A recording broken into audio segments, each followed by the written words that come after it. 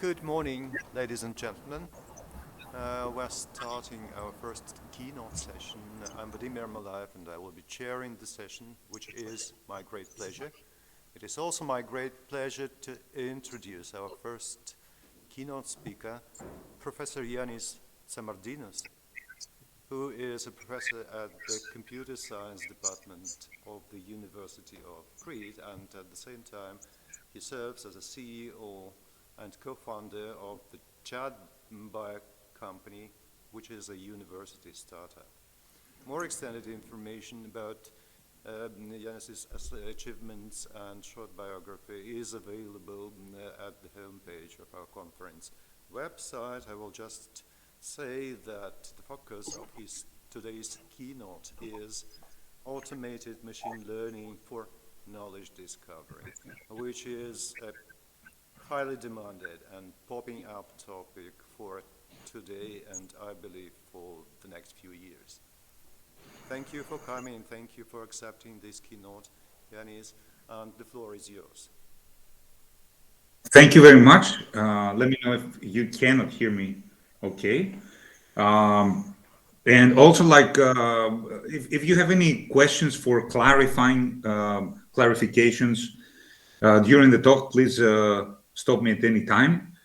Maybe we can leave the questions that require discussion and opinions, questions in the end.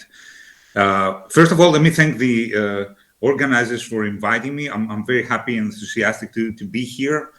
And today I'm going to be talking, as we've heard, about automated machine learning.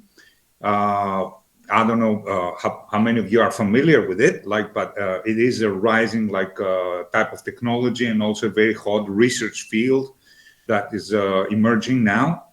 So I'm going to be giving a short presentation of the field. Last week, I was actually in the specialized conference that now has been spawned regarding AutoML, called AutoML. 2003 was in Potsdam in Germany. And there were a lot of exciting new developments. And also my presentation is going to be focused around, I'm going to be presenting the concepts around the JAD Bio system, which stands for Just a Data Bio. Okay, so keep in mind there are many other systems, of course, but we'll have a concrete example to present the concepts. So this is my conflict of interest declaration, and let's move on. So in machine learning, let's see what we need to do when we are faced with a new task. A standard task is to do predictive modeling, meaning we are giving some past examples of, let's call them profiles. In databases, they call them records, data points, samples in statistics, and so forth. All these are used interchangeably. And some actual outcome of interest. For example, what happened to patients or what happened to clients and so forth. And we want to learn a new predictive model so that we can use it for new unseen profiles where we don't know the outcome of interest, but we want to predict it.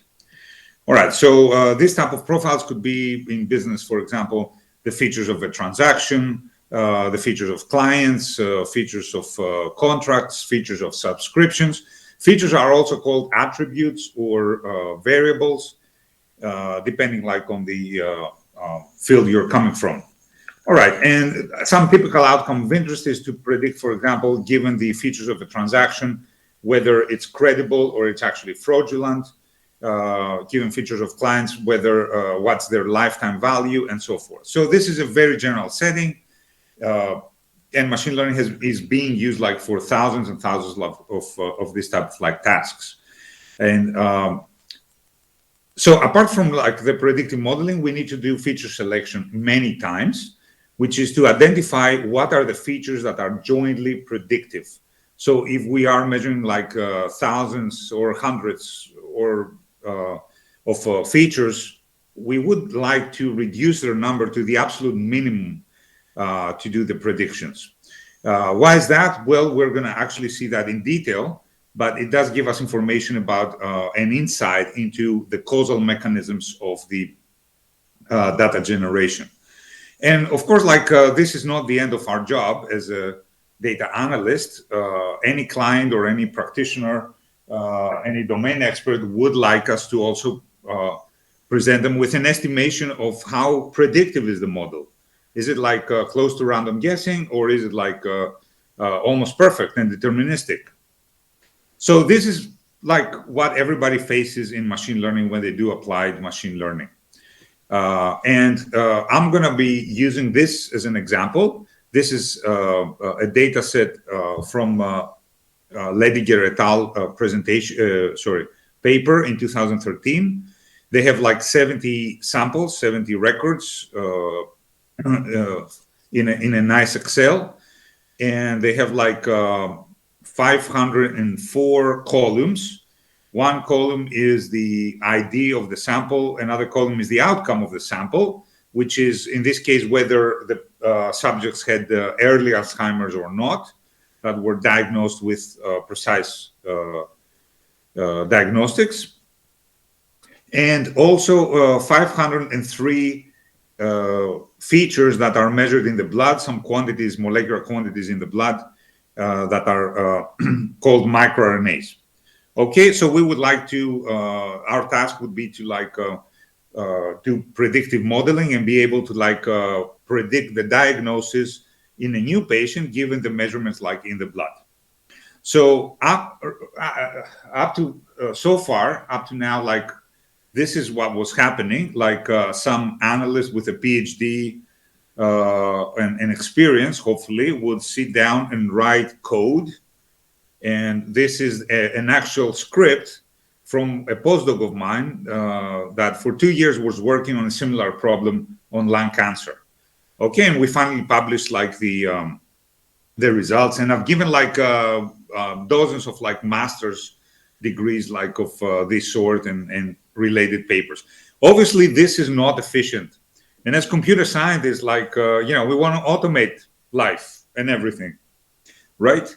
And more than that, working in AI, we want to automate everything as smart as possible, as intelligent as possible. So we need to do something. And this something is the efforts of automating the machine learning application is called automated machine learning application or AutoML. So we have the input data, and we have some, let's say, black box or open box that let's say, performs the tasks that a human analyst would. So, for example, in this case, it would apply some machine learning pipelines.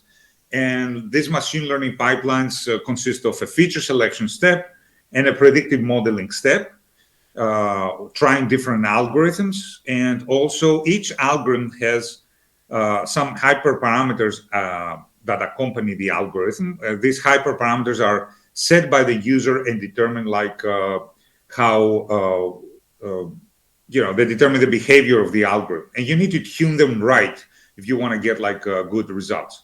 So a typical analyst would try at least a few dozen, I think, of these pipelines, and in the end, we would like to somehow estimate the performance of the best pipeline and the best model we're going to get. And in the end, deliver this best predictive model, deliver the best features that are selected for the winning model, and estimate the performance of the final model. All right, so to this end, we built JADBio, which is specifically designed for biomedical data and knowledge discovery. In what sense? In the sense that it can accept very few samples. So it runs on very small data sets in terms of sample size, but also it can scale up to hundreds of thousands of features, even millions actually, and tens of millions of features recently. But I want to stress that there are many such other tools that if you're interested you should check out. like auto-scikit-learn, auto-prognosis, auto-gluon, gamma, tipo, data robot, and many others. Okay, so this is just an example. So when we actually build a system like that, how do we do it? Like we need to, for example, make some decisions. The system need to make some decisions about which machine learning algorithms, pipelines, that we often refer to as configurations to try. Out of all the possible pipelines that we can construct, which ones are applicable in a specific task? What would a human statistician try, let's say? And then we need somehow to determine the best one out of all of this, and finally build a model with the best one and estimate its performance. And if we also want to do like feature selection, that's an additional challenge that we're gonna check and discuss about. All right, so let's start with the first one. How do we determine the set of options?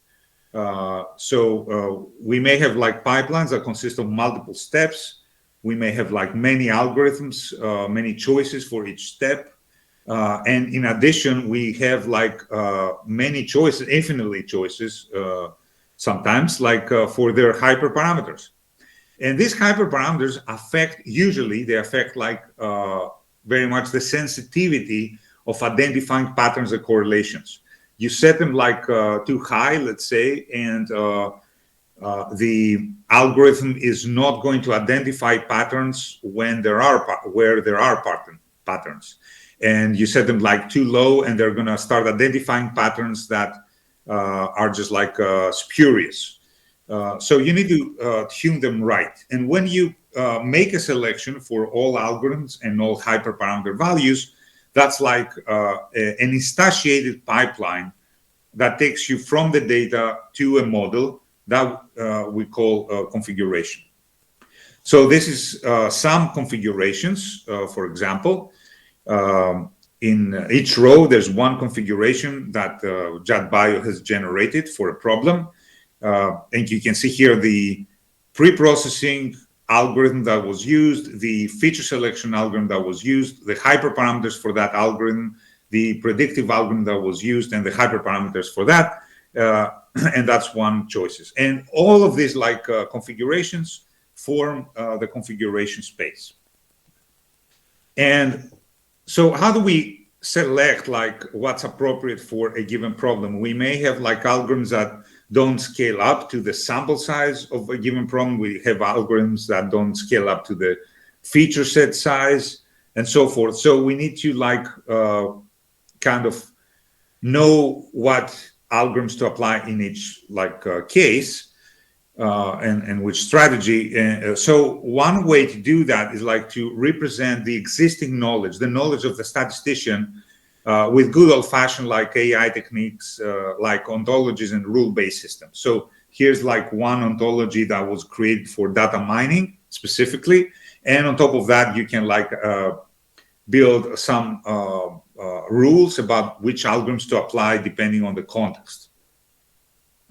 Another idea would be like to learn this type of knowledge from past data. So as we run machine learning algorithms, we store, first of all, like which pipelines we tried and what was their result, like here. But we can also like store some context information, for example, that is called the meta features. These are the characteristics of the data set, like the sample size, the feature size, but many other like of such features have been invented. And then we can apply machine learning on the results of the machine learning. This is called meta level learning or meta learning. That like gives you the you can get a model to predict which algorithms are most promising to apply on a given problem, or which like hyperparameter values, or many other like types of knowledge that you can induce from past data. So with meta learning, we can have like AutoML systems that become better with experience. The more they analyze data, the better they become at analyzing the next data set. And here's one algorithm that we have invented of this sort. The main idea the main idea is the following: like we have all our past analysis and gather all the data of the performance of all algorithms on all data sets, and we simulate the removal of an algorithm. And if we can predict, like we create like some predictive models, if we can predict the performance when this algorithm is removed, like here, we can predict the performance when we remove a given algorithm from the set of choices. We can predict that the ratio of performance between the maximum with and the maximum without this algorithm is going to be 1. So then basically we are entitled to, in a set of data sets that fall in this leaf, to remove this algorithm. Don't run it, because like we predict the performance is going to be exactly the same as without it. And we do this like recursively. We create these like trees recursively until we cannot remove any more algorithms. All right, so right now in JetBio we have like both an ontology to jumpstart the system, plus like the algorithm that I showed you in production, that makes the system like a little better whenever we retrain the meta level knowledge and we update it. Okay, so now we're ready to like produce all the appropriate configurations and select the best. So let's see how to do that. How do we estimate how predictive is a configuration?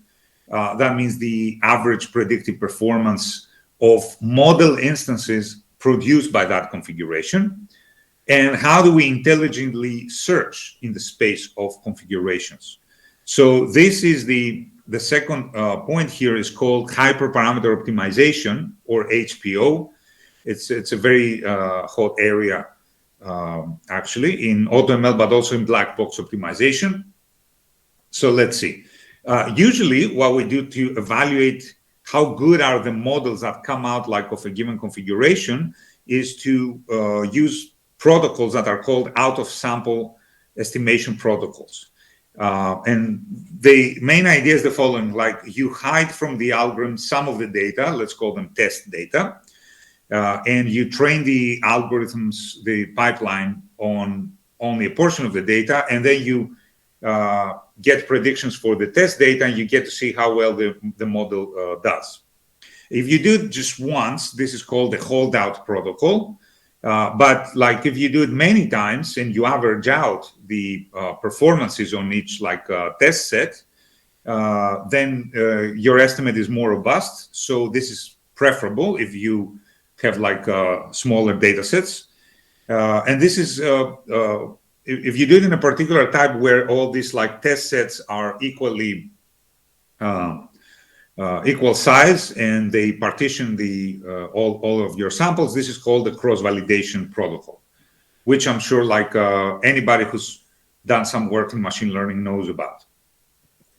All right, so basically in JetBio, our AI kind of like determines which type of protocol is going to run. Is it going to be like a holdout? Is it going to be a cross-validation?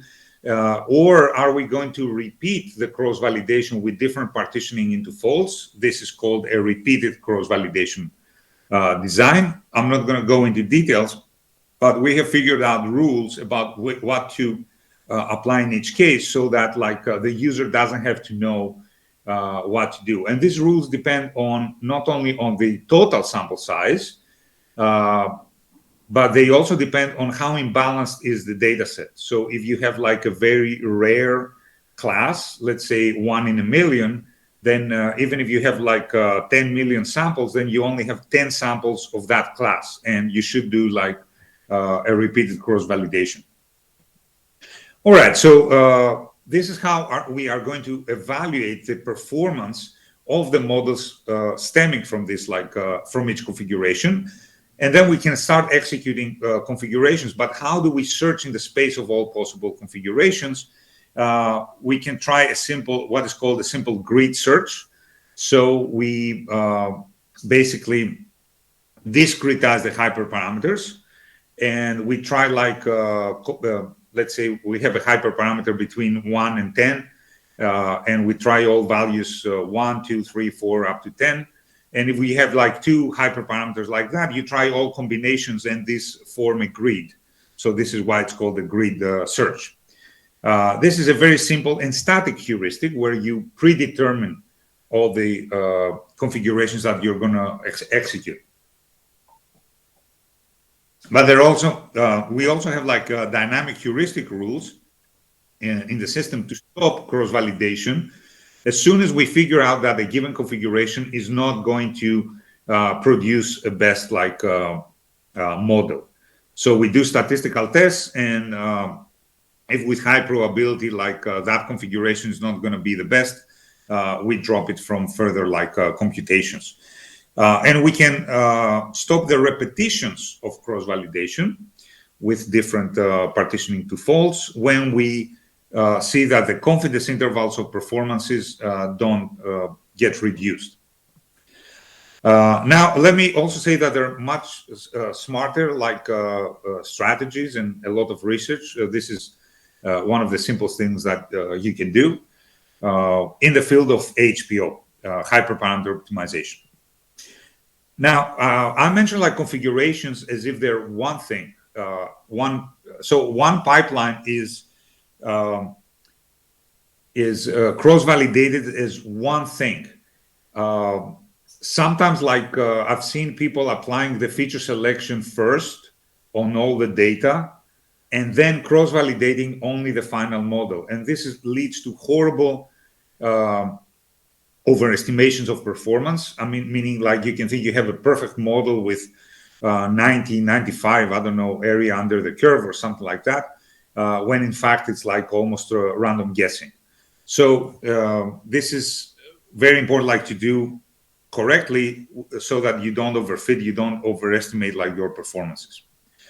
All right, so now we're ready to produce a final model. How are we going to do that? Graphically, like I described the whole process like that. We have the configurations here indicated with F, F1, F2, and so forth, everything that we're going to try. We are cross-validating them, which means like each sample is going to be in a test set at some point, and the configuration is going to be trained on all other samples and give us like a prediction for that sample. So we can pull together all predictions for each sample from each configuration when that sample was in the test set. Okay, so this is a matrix with out of sample predictions, with predictions for samples that were not used in training. Okay, and we see this matrix and we compare it with the true outcome, and we can select the best configuration, right? So let's say the best configuration is this F star. So on average, this is the pipeline that is going to lead to the best model. So the kind of reasonable thing to do, I guess, is like use this pipeline and train a model with all available data. Because on average, this is going to be like the best model. So we retrain on all data and we return the model and the selected features that stem from this configuration F star. All right, so does this make sense? Let's see. Presumably, like this is a hypothetical learning curve of a configuration.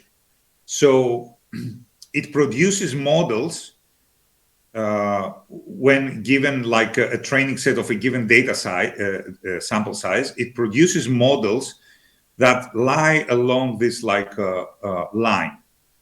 So the more sample size we have, presumably, you know, for a reasonable like machine learning pipeline, the smaller the average loss, or the better the performance, if you'd like, of predictions. But models, each time we train, there's some stochasticity. So you may have like models that lie around this line. And on average, the average is like this line, but you know, they're a little high or a little low. So when we do like split to 90% train and 10% test, we are producing models from this point in our learning curve. And we have like 10% of our data to test and estimate how good is our how good is the final model. Okay, but obviously the best model is going to produce when we train with 100% of the data. Unfortunately, though, we haven't held out any data for estimation purposes, so we can do a direct estimation. So we're facing this conundrum, like we can use all the data and learn the best possible model, and we won't have any data left for estimation, or we can hide from the algorithms like some data, and then we will be able to estimate, but we won't learn the best model. So here's the idea. The idea is that we are going to use the model trained with all the data, because this is the best one on average we can produce, but we're going to use proxy models. We're going to use surrogate models, if you'd like, trained with fewer samples, and for which we can estimate their performance. So when we cross-validate, when we do a tenfold cross-validation, each time we train with 90% and we test on 10%, we estimate the performance. We used all these models produced during cross-validation for estimation purposes only. The final model is going to be the one trained on all the data. And as we can see here, if we do have a monotonic curve like that, which is what we would expect, the final model is actually going to be a little better on average. And we're going to have a conservative estimation. So we use the winning configuration on all available data. This way we don't lose samples to estimation, as it's called. And all the model instances produced during cross-validation are only used for performance estimation purposes only. Okay. All right. Now, how do we estimate a little bit about estimating the performance of this final model? Because it's not as easy as I presented it, or to say differently, I presented it for the case where we have a single configuration. When we have multiple configurations that we evaluate, things become more complicated. So how do we estimate the performance of the best configuration? We just cross-validated, let's say, 1,000 configurations. We identified the best. Let's say the best had accuracy 90%. Can I just return this 90% cross-validated performance as the performance of the best model? The answer is no. No. And this was shown since the PhD of David Jensen back in '92. In statistics, it's called the winner's curse. So basically, it's a very common mistake that people do, that they try lots of pipelines, either manually or automatically, and then they identify the best and they return the cross-validated performance of the best. So let's see intuitively why this is wrong. Here, I'll start with a case where I have a single pipeline that consists of a single algorithm. Let's say this algorithm with these hyperparameters, and it doesn't matter if you know it or not. And I'm estimating the performance of the model that I get from this algorithm on a held out test set of 50 samples. All right. Now, I have done the simulation assuming a true accuracy of 85%. But of course, sometimes I may be a little lucky on these 50 samples, and I estimate my test accuracy as 0.9. Now, if I had a different data set, a different test set, I may have estimated it as 0.7. And if I had a third data set, I may have estimated at 0.87. Of course, in practice, you only have one, but you don't know which one you're going to get, which estimate you're going to get. So if I simulate this 1,000 times, I get the distribution of these estimations. So sometimes you see I got all 50. I was 100% accurate, and sometimes I was 0.7% accurate. But on average, I'm not overestimating. On average, 0.84.9, which is extremely close to the true one, 85%.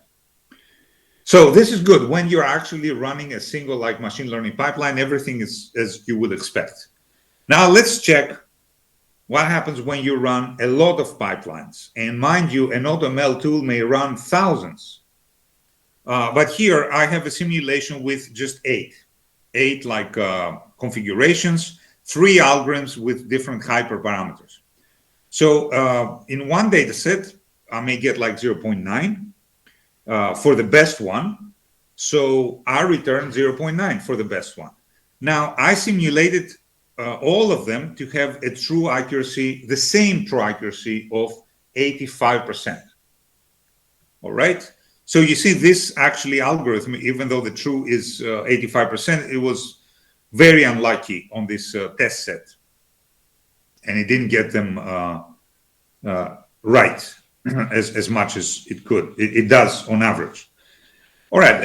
When I simulated it the second time, this algorithm was the best.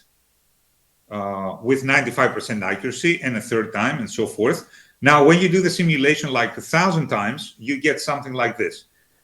So the estimated accuracy of the best out of 8 is 91%. And if you actually try 1,000 pipelines, then almost surely like the winning one is going to have 100% accuracy. So when you choose the best out of many, that's a source of like overestimation. That's a source of bias. You need to do something. You need to correct for that. These are results like empirically demonstrating this. So we here tune, cross-validate and tune like many pipelines, try many pipelines, and we return the cross-validated estimate of the best. This is the bias, meaning zero bias means like the estimate of performance is exactly equal to the performance that we get on a very large test set. And you can see here that you may have like up to 20 AUC points of bias. You may be returning 0. Like say 7 to your client, to your like on a published paper, when the true performance may be 0.5, indicating like random guessing. So how do we fix that? The problem stems from this step, the select best. The select best step of this whole procedure looks at all these out of sample predictions to select the final model, and then we retrain. So this is where the optimism comes from. We don't have an estimate of how this select best procedure, how good of a job does it do? Really, how when we do select like our F star, how good is our F star? On data never seen by F star or the select best step. So here's a methodology that we have invented like a few years ago to like correct for this bias and return like an unbiased like estimate. Not this one, this one. So we take this like prediction matrix and we bootstrap it, meaning like in each iteration, we create a new data set where we have selected rows from the original matrix with resampling of the same size as the original. So since you're resampling, you may select the same sample twice or 3 times or 4 times or 0 times. And this forms like a new data set that we call, these are called in-bag samples for the bootstrap. And then we have like the, whatever was not selected from the original and didn't go into the in-bag, these are out-of-bag samples. So we run the select best procedure on our bootstrap, on the in-bag samples. This is like, let's say this is the winner in this like bootstrap iteration. And then we get to see how good is our selection, what accuracy or AUC or whatever have you achieves on the out-of-bag samples. So these samples here are have not been used by the select best step. The select best has never seen these samples, and neither, and these are also out of samples from this matrix. So neither like F1 has seen this like samples. So no part of our procedure has seen these samples before. So this is why you get like an estimate of performance that is unbiased. And when you repeat like this procedure 1,000 times, you find the average, and that is like the performance you should report to the user. Okay, so we see that when we actually do apply like this procedure, the bias almost goes to is zero, practically. Okay, obviously there are some fluctuations, but it's flat. And notice that we didn't have to train any new models.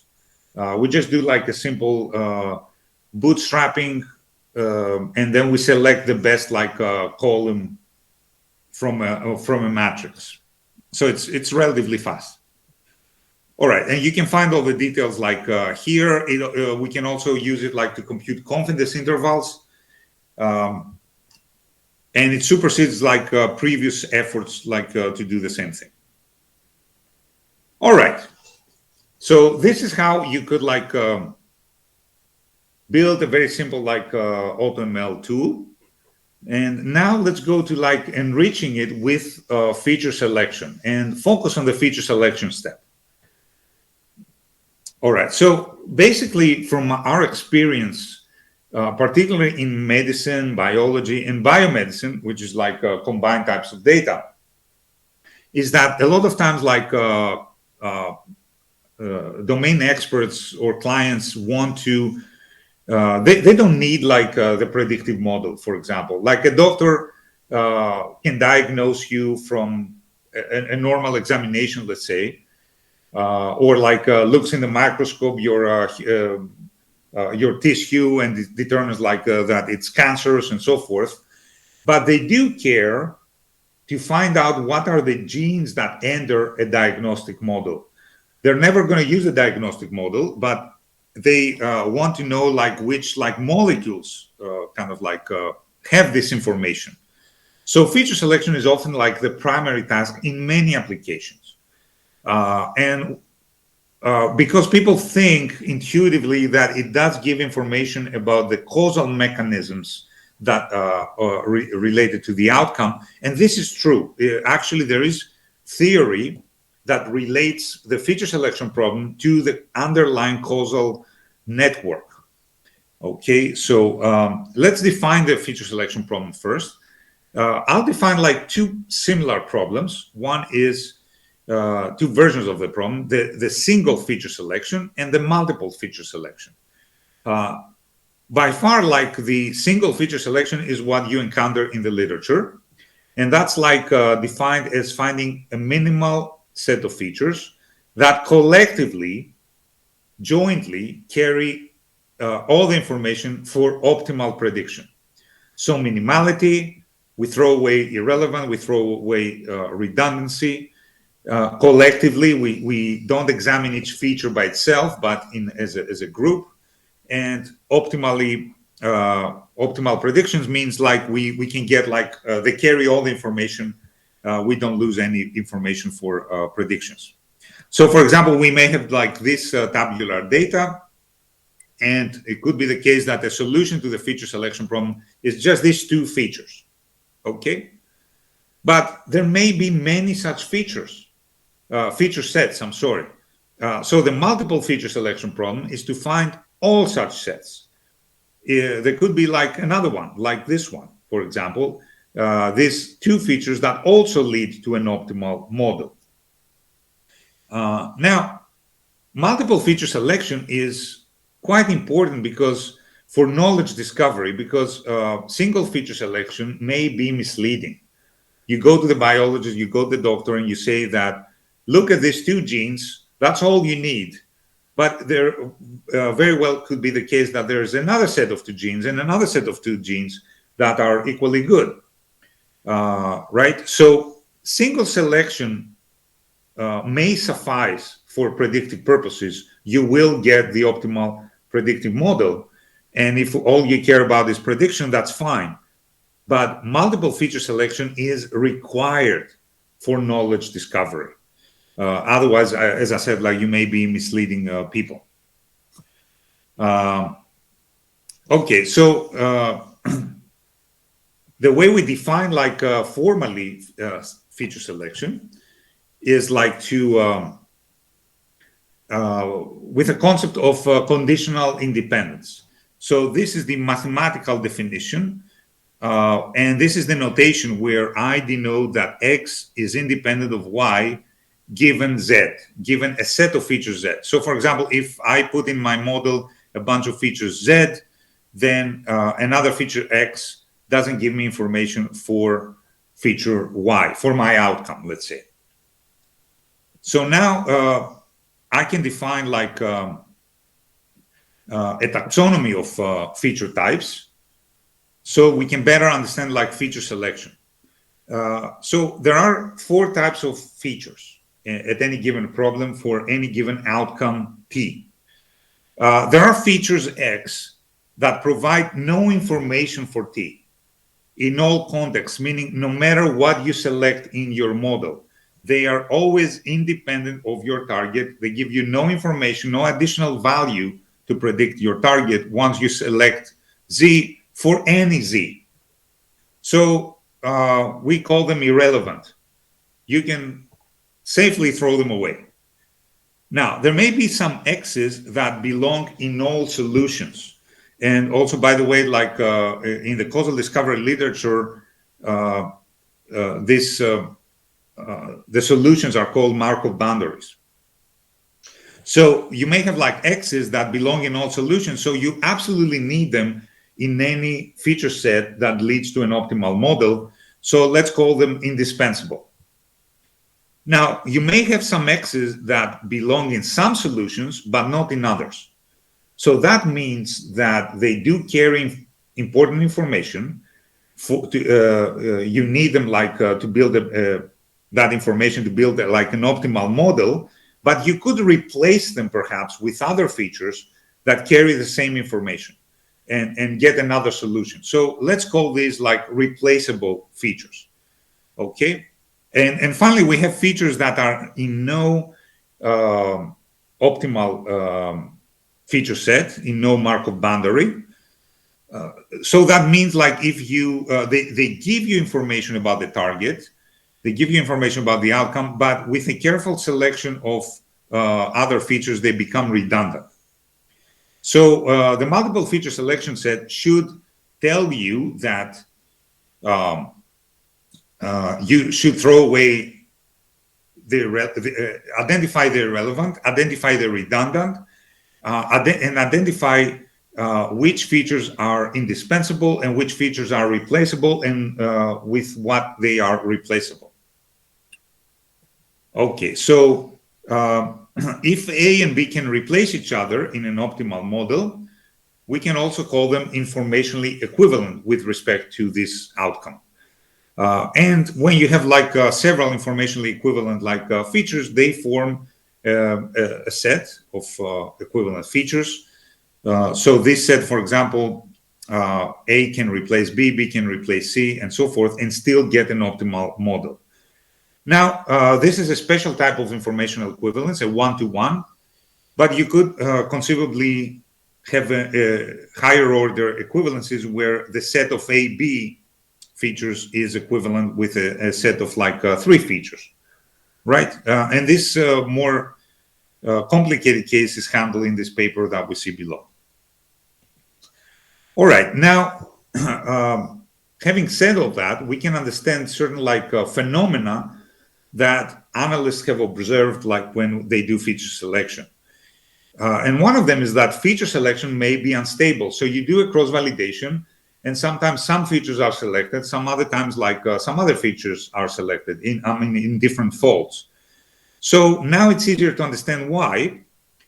If A is a replaceable feature with an informational equivalent with B, and during cross-validations, the algorithm may select A with 50% probability and B with 50% probability. So you'll see that these features are not stably selected, right? But it doesn't mean that A is not an important feature, quote unquote.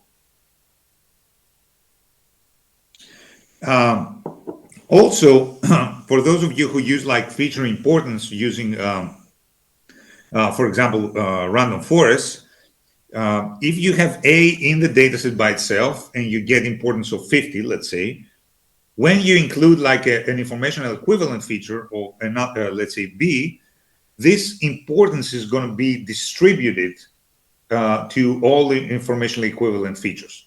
So if you're selecting the K most stable or the K most important features, you may be throwing away both A and B at the same time. And this is, of course, wrong, right? You should actually keep at least one of them. So keep this in mind. All right, so having said that, for an AutoML tool, a good AutoML tool, one that you want to be applicable to many situations, you want algorithms that are general. They're on all sorts of outcomes like binary classification, multi-label classification, regression, sensor time to event outcomes. These are like, for example, outcomes where you, let's say, time of death. So for the people who are still alive, you don't know how long they're going to live, and that the outcome is called censored in statistics. You would like to have algorithms that scale with a number of features, if possible, to tens of millions of features. Now you may think like, is this realistic? And for better or worse, we have analyzed and we've seen data sets with millions of features, tens of millions of features, because now biologists like do measure a lot of molecular quantities. But in addition to that, you may have like lots of features that are constructed. So for example, when you analyze images, you can do feature construction and convert the images to features, or text to features, and so forth. So you may end up like, there are procedures that will end up with a lot of features. That's why you want scalability. You also want like algorithms that scale up to large sample sizes, but can also scale down to very few samples. And this is statistically difficult. And of course, as I mentioned, algorithms that ideally return all multiple solutions, not just one. So we worked a lot on this type of problems. And here you see a summary in this table of our work. Obviously, there are many more algorithms in the literature. You can see the types of outcomes where you could apply this algorithm, the number of samples for which is indicated. So for example, this is an algorithm that we invent specifically for small sample data. And this is an algorithm that we invented specifically for, very large samples. The number of features that they scale up to, whether they return one or multiple solutions, and so forth. And you can actually find some of these algorithms. We have public implementations in the R package MXM that you can download, and some of them are like in our JetBio tool. All right. Now, very quickly, like let me discuss how we can enrich our AutoML tool for complex type of data like images, but in a similar fashion, we can use it for speech, for signals, text, and now we're also doing like research on graph learning. So basically, your input are graphs, and the outcome is like maybe whether like some binary classification outcome, and you want to learn to predict in new graphs whether the outcome. This is used, for example, in biotoxicity prediction, where you represent the molecules as a graph, and you want to predict if they're going to be toxic. So let's see some ideas. The first approach is to use like deep learning. Usually that requires like a large sample size. It requires expertise, and it's relatively easy to overfit, I will argue. It's time consuming, computationally intensive, but everybody knows like it has given some very impressive high quality results when done properly. The other idea is to use like pre-trained networks to construct features. So basically we take like networks trained on millions of images for various tasks and various purposes, from cats and dogs to whatever. And they learn like how to convert images to features. So they take images, they convert them to features, and that's what we use like in JetBio for further analysis. And that can make things like fast and fully automatic, and anybody can do it. You don't need like a PhD in deep learning to apply it. Okay, so here are some examples. This is histopathological images like belonging to 20 different texture patterns. We want to learn to classify like new such images to one of these like 20 classes. With the techniques that are shown, and also I'm going to do a small demo of JetBio, we get like some excellent accuracy, and in fact it's even better than the accuracy that you get like in the literature. Okay, so putting everything together like very quickly, we have our data. The AI system like that we have selects the appropriate algorithms to run, the appropriate like estimation and tuning protocol, and then we start generating like these configurations, F1 to Fn, how many ever there are. We cross-validate them using like the protocol that we have selected in the previous steps, and then we select the best. We identify the winning like configuration, retrain using all the data, produce a final model and a final set of features. And for the estimate of performance of this final model, we do the bootstrapping trick that I showed. So that's in a nutshell like how it runs. So we started with this idea like back in 2003, 2004, and we created like the first system called Gene Expression Model Selector. And I think that was the first like AutoML system. I mean, I couldn't find like another system like that in the literature before 2003. And then we did like a plugin for another product, but that didn't work very well. And we decided like to have a new version from scratch that is like an independent product. So here's like where you can find it and try it. It runs like on different types of features. It can scale up to a lot of number of features and so forth. It has an API too, and maybe we can see this stuff in practice if we have a little bit of time. So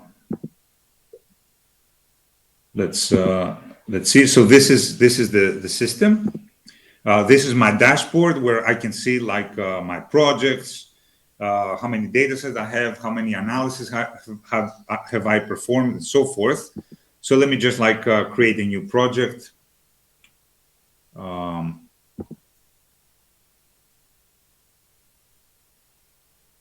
All right, and now I'm prompted to add some data.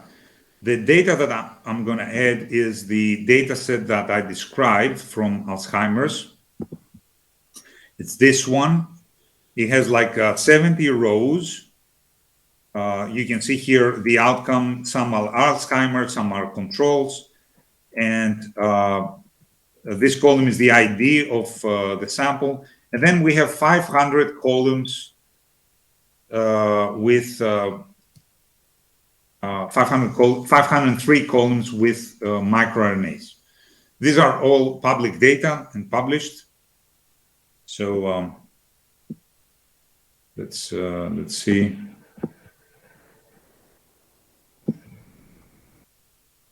It's not.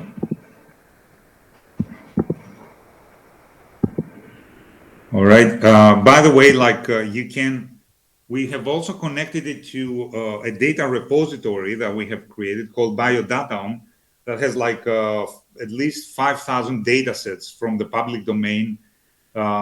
These are like molecular data if you're doing research in the field for hundreds of diseases. We download them from the Gene Expression Omnibus, and then we uniformly pre-process them. So they're like all pre-processed the same way and annotated automatically. Oops, sorry.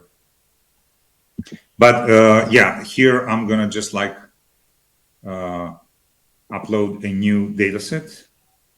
So we see the procedure from scratch. All right. Next. I'm just indicating that there's a header row and header column here, and it looks like it's uploaded correctly.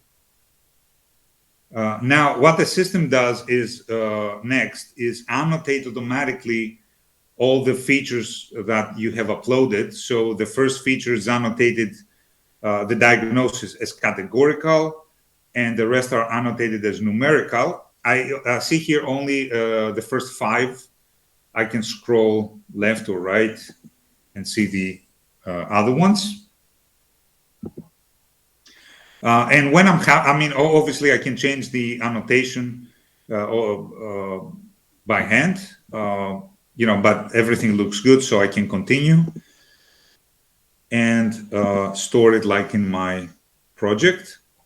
And now I can start the analysis. Analyze data, and you can also do that through the API, either on this like tool or the auto scikit-learn. It's very common, AutoGluon and so forth. It's very similar. Now here I'm selecting, when I try to do an analysis, I select the outcome, and because the system knows this is a categorical output, it's going to perform like a classification analysis, binary classification analysis. If you had selected something, a continuous like quantity would be a regression analysis. All right. And now I'm selecting like how extensive is going to be my search for the best like configuration. A preliminary like does searches like a few, and extensive searches a lot, and typical is somewhere in the middle. And here I'm indicating that I want to use 5 cores to parallelize the analysis on the cloud. And this is going to run on the Amazon cloud.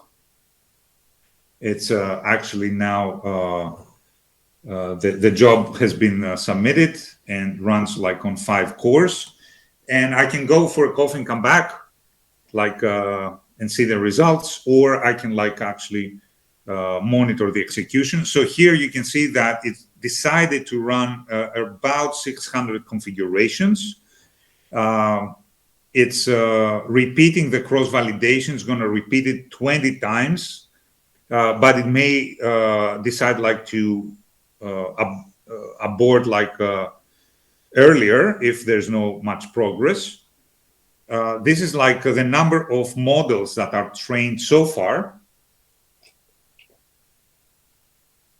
And here we get to see like the best configuration so far out of all the configurations of this 600 configurations tried. It contains these 3 steps. This is the feature selection step. This is the modeling step. And we get to see also the best, like, let me zoom a little bit, the best performance so far with confidence intervals.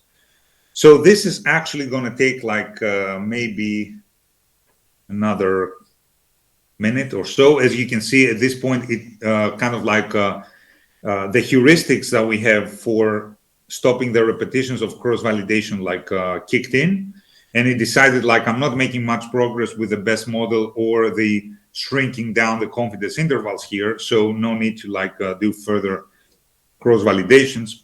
And now it's actually doing some post-analysis algorithms and creating like graphics and visualization. So let's go to see what you would expect from an AutoML system. Sorry. So this is like, first of all, we have different families of configurations. So we have all configurations, that's one family. So, and when you only care about performance, you click this tab and you get to see the results, the best results from all configurations. Or you can see the results pertaining only to the configurations that are interpretable. So you get to see like here, the pipeline that leads to an interpretable model. The best pipeline out of all configurations that contain that lead to an interpretable model.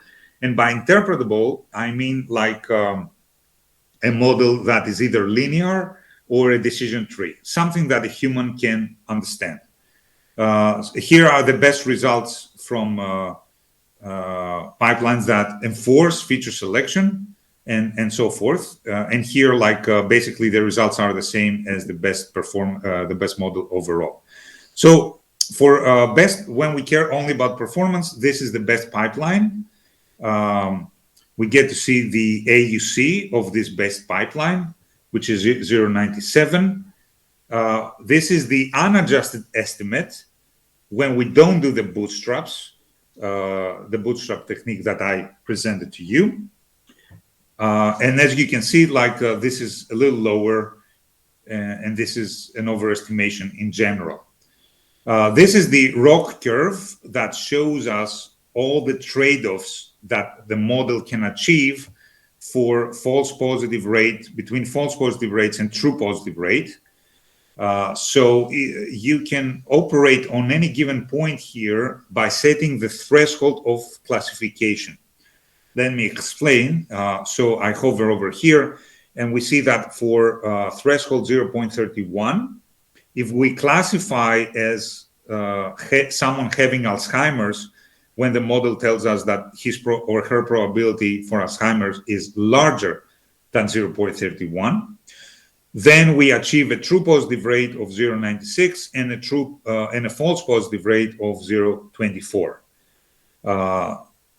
If that's not like sufficient for the domain where we want to apply in the clinic, for example, we can like select some other point. So if we use a stricter threshold, you see that we have a better false positive rate, a lower false positive rate, but we have sacrificed some true positive rate. So you can optimize for different trade-offs or different metrics. So this is the threshold that optimizes the F1 metric or the MCC or the balanced accuracy and so forth. Okay, then let's go to feature selection. So it's selected like this 3 out of 502 features. It's these 3 features. We only see one solution here. So the algorithms did not identify informationally equivalent features, but in some other problems that I'm going to show, we do have informationally equivalent features. And now we would like to explain to the user the role of these features that we do with this type of visualizations. This is called a nice plot. where we show on average with a blue line how the prediction of the model changes with increasing values of this feature. So a doctor would see that and say, it's a risk factor. The higher it is, the higher chance of having Alzheimer's on average. However, the exact prediction of the model depends on three features, right? So with the gray area, we see the range of predictions given the other two features. Okay, and also the feature importance measured as the drop in performance, a relative drop in performance when you remove that feature from your model.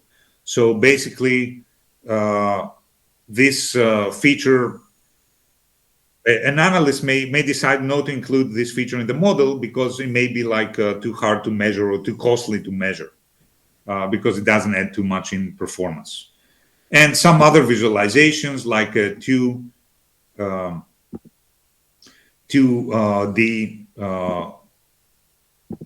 visualization of the data only by only using the selected features. So this is a PCA, which many of you may know, but it's a PCA only on the selected features. So you should get a clearer image here. So this is all to be used as a cleaning tool, debugging tool, identifying problems with your data. For example, if you see here a control, a green point inside the region of the Alzheimer's one, you may go back to your data and say, oh yeah, maybe I should reevaluate this patient. Maybe she does have Alzheimer's. Okay, so this points to a big issue in data analysis, which is data cleaning. And we are actually working now for algorithms for automated data cleaning. That's a very big issue. And we just provide basic functionalities here. So let's say we're happy with our model. Let's see how to apply it on a new patient or a new problem. So I'm selecting exactly which model I want to apply. And you can also download the model as an executable if you're a premium subscriber, or you can upload a new Excel file and run and get predictions for a bunch of subjects, or you can manually enter some values for the features. Okay, and apply the model and get the prediction. Here, this person has 40% to be Alzheimer or control, respectively. Okay, so let me show you some other applications that we've done with this tool.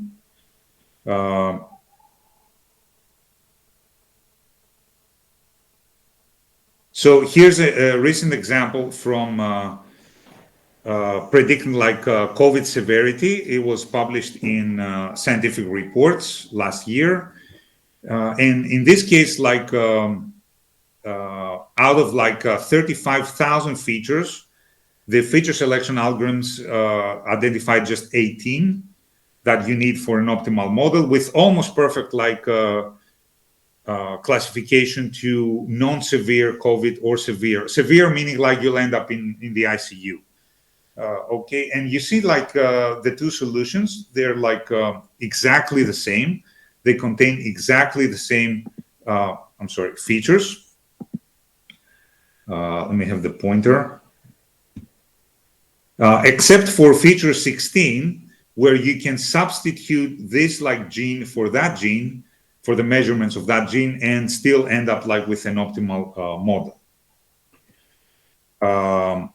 Here's a large-scale evaluation of the algorithms and the tool and the methodology against the other AutoML tools like TPOT, Gamma, AutoScikit-learn, or simply random forests. This is the difference between the performance metrics, the AUCs that we got like with our tool against the other tools. So 0 line means like no difference on average. And this is the ratio between the number of features selected by each tool divided by the number of features selected by JetBio. So on average, we actually select 4,000 fewer features than the other tools without like a significant drop in performance. That was the main conclusion and result. Here's some recent work undergoing with NASA Gene Lab, where we analyzed 2 data sets with similar types of cancer. One is like radiation-induced cancer from Chernobyl, and they wanted to see biologically how it's connected like to wild-type thyroid cancer, not radiation-induced. And what we found is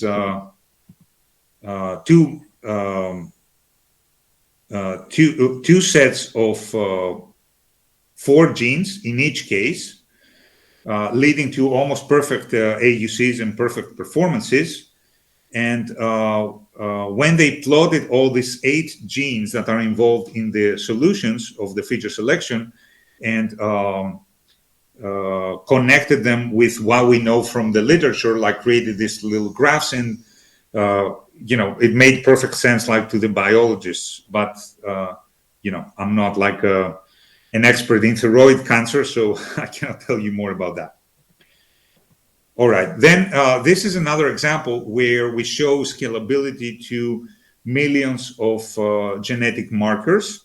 So we have like, we try to predict the height of adults based on their genetic variants, and we have like 7 million features. And the algorithm selects 50 of them to reach an R-square of 0.45.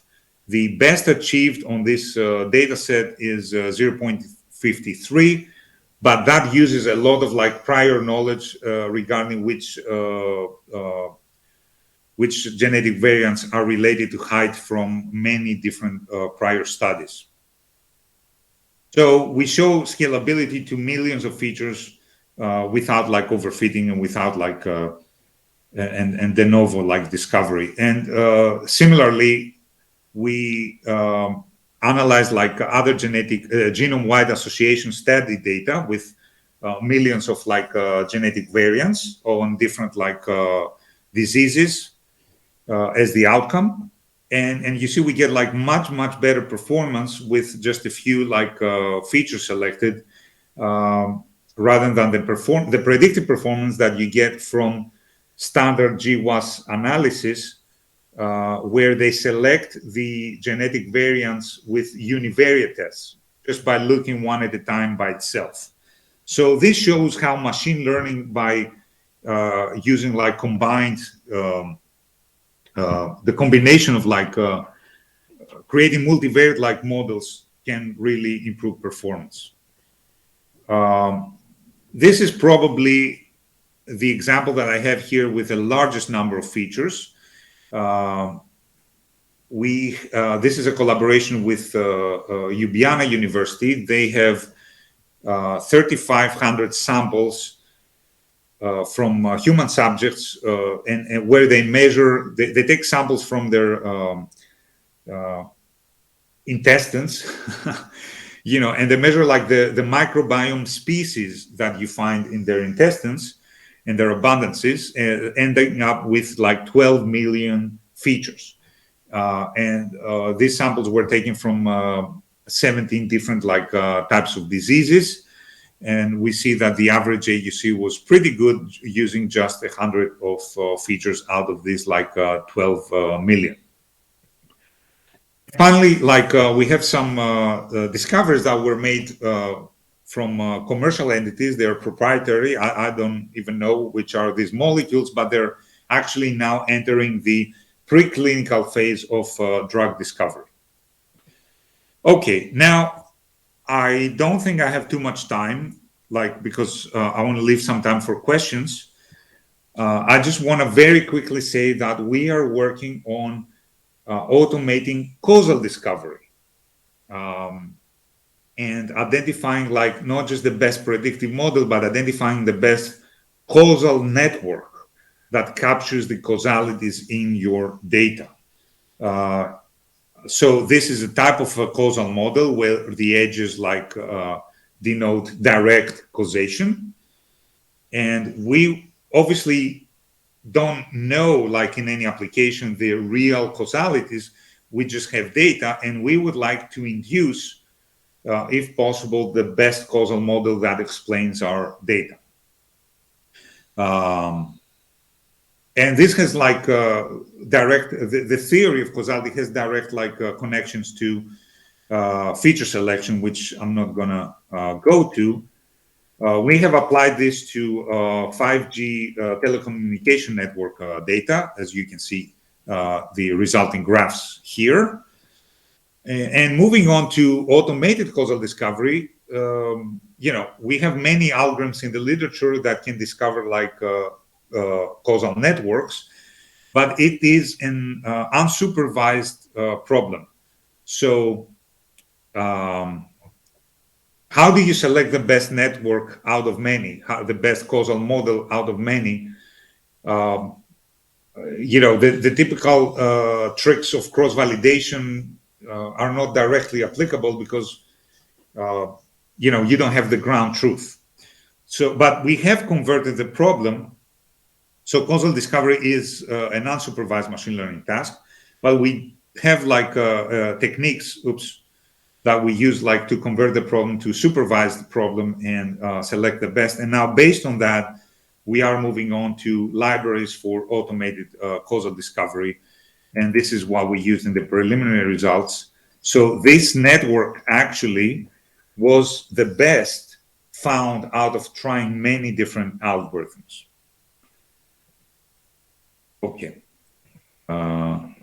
So let me summarize and close here, so I leave like enough time for questions. If I'm not mistaken, we have 13 minutes more. So AutoML is a hot rising field that can boost productivity, may improve. In many times we've seen that model performance against a human user, and also democratize machine learning. So our hope in this field is that machine learning is going to be a commodity. Anybody will be able to apply machine learning. You'll have it like on your Excel. You'll have it available easily, and you won't have to have like a PhD and 5 years like in experience to perform like a correct and reasonable like machine learning analysis. I also focused a lot on feature selection and multiple feature selection because it's the primary task in many applications. Not only in biomedicine, where I drew my most of my examples, but also in the industry, of course, and in many other domains. And just like keep in mind that multiple feature selection explains the instability of selection of features and points to problems with blindly using feature importance, which is something that a lot of people do. Feature selection is key to understanding, interpreting, and explaining the model, and can produce models that are, employ many fewer quantities, so they're much more easy to understand and interpret. And we do have now mature technology that, as I've shown in examples, scale up to tens of millions of features to do feature selection. Okay, apart from automated machine learning, we have like automated like causal discovery in the works, automated feature construction, automated data cleaning, and many other auto X kind of like fields. This is the phase where data science enters, where more and more tasks are going to be completely automated. And I think the machine learning of the future is going to be like available to everybody and completely different from what we have right now. Okay, well, if you want to learn more, like this is the website of the academic team. I would really like to thank like both of my teams, both the academic that does a lot of this research and the automated causality, and also the commercial team.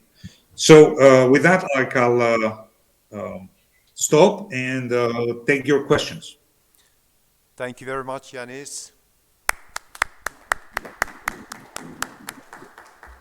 So, questions time. For the virtuals, I would suggest that you just raise your hands and we'll pick up it randomly from the list. Meanwhile, while you're raising your hands, I'll pick up the mic and go to the audience.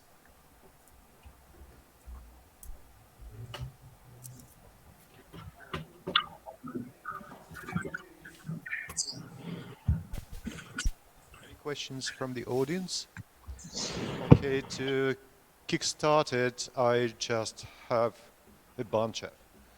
So the first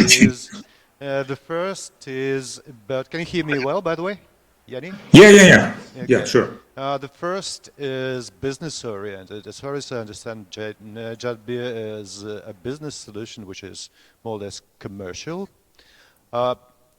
Are you in the odds with the emerging AI Act? Do you see any danger in that in terms of business disopportunity or? Yes. Well, okay. First of all, let me say it is like a commercial tool, but it does like all the algorithms are published. That's one. Secondly, we have a basic version that is free in perpetuity forever, so you can try it.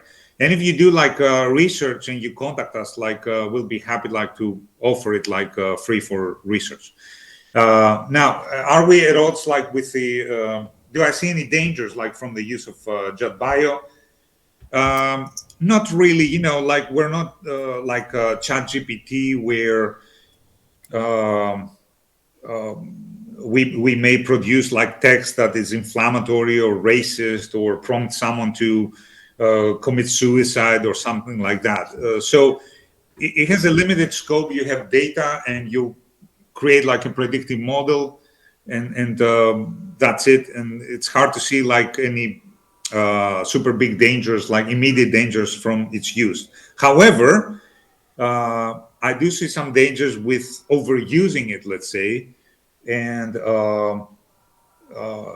like when you run AutoML on many different uh, like instances of your problem, you run it one time, you don't like the results, you start removing samples, you start removing features, you're trying to transformations, blah blah blah, and doing it again, again, again. I mean, in the end, you're going to overfit. You're going to like. Uh, produce something that is not going to work as intended when you try to apply it. So this is the biggest danger that I see from the use of our technology, in my opinion. And hopefully, it's not going to be used for harm. I don't know. Okay. Okay. Thank you very much. So I have two virtuals who have raised their hands. Ladies first, I believe. So Natalia Kebele. Thank you. I have several questions also. For example, is it true that when you have these features selected, like a routing process, as far as I understand, it's more or less routing. Does it mean that it will not be the case to publish a new combinations of methods to produce better features selector for particular task as a scientific paper? So you cancel all scientific papers of the kind, we selected this model and produce a better feature selector than others, for example. Is it true?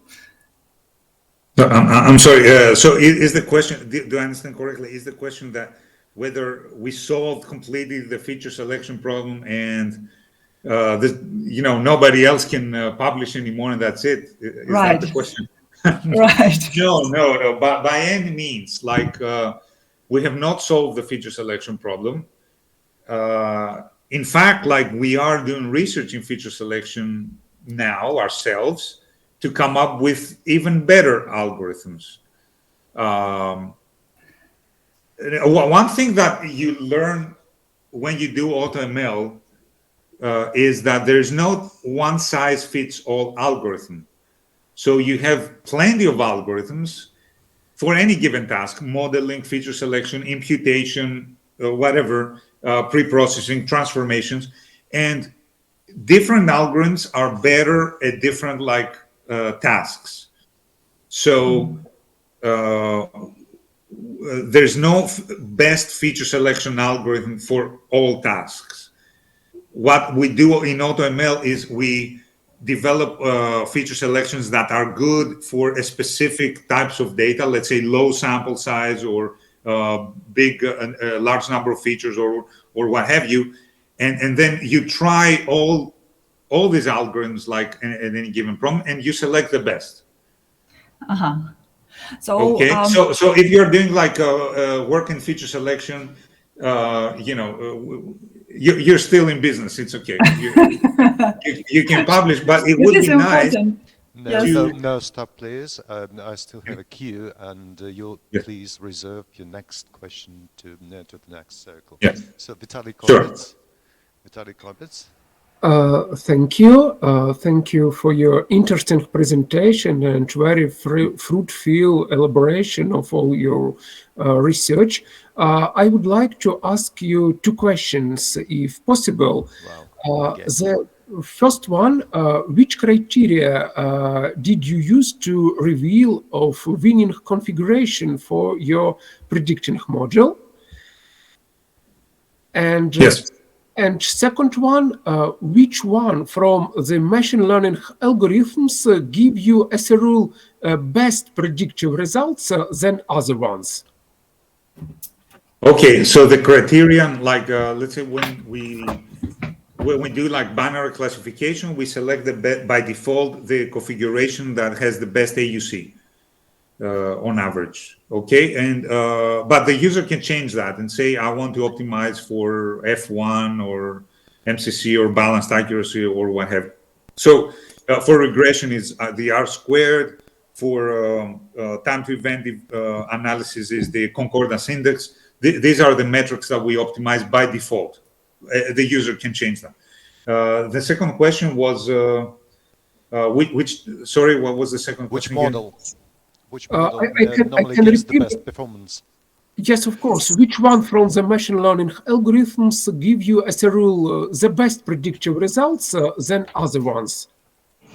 Yes, well, we tried like some standard statistical models, like linear models, ridge regression, ridge logistic regression, ridge Cox regression, decision trees, random forests, support vector machines with different like kernels.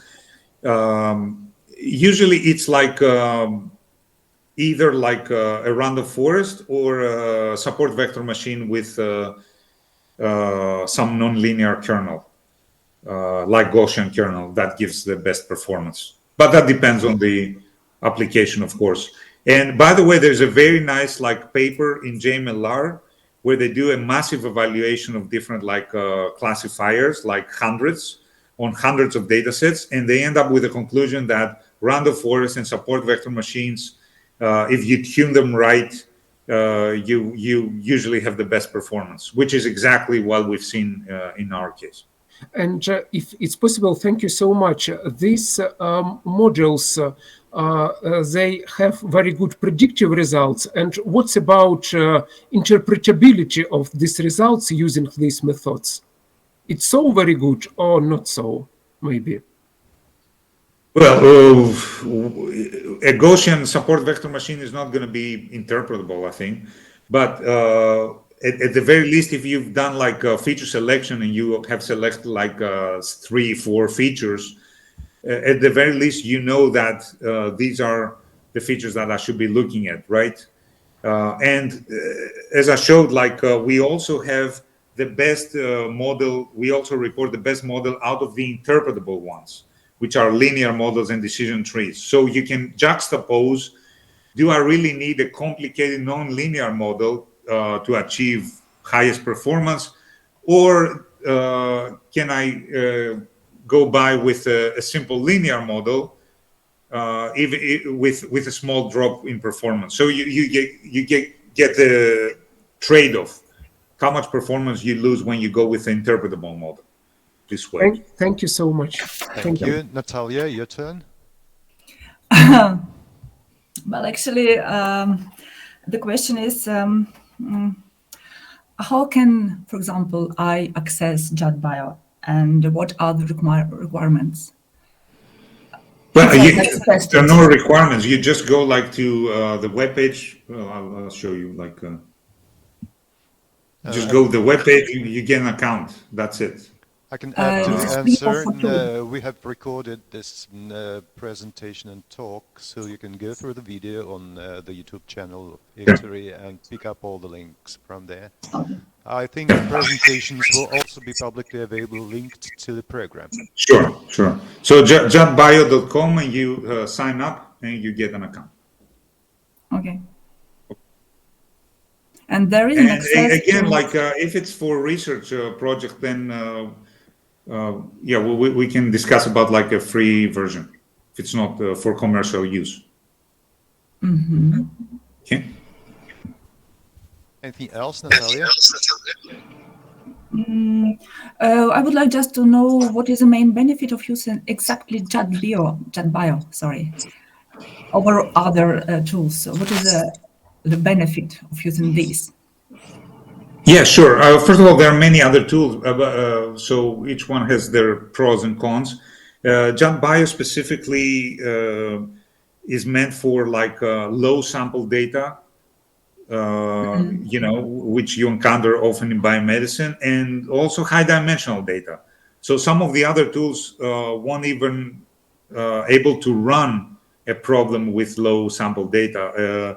For example, Google Tables, if I'm not mistaken, only runs on problems with more than 1,000 samples.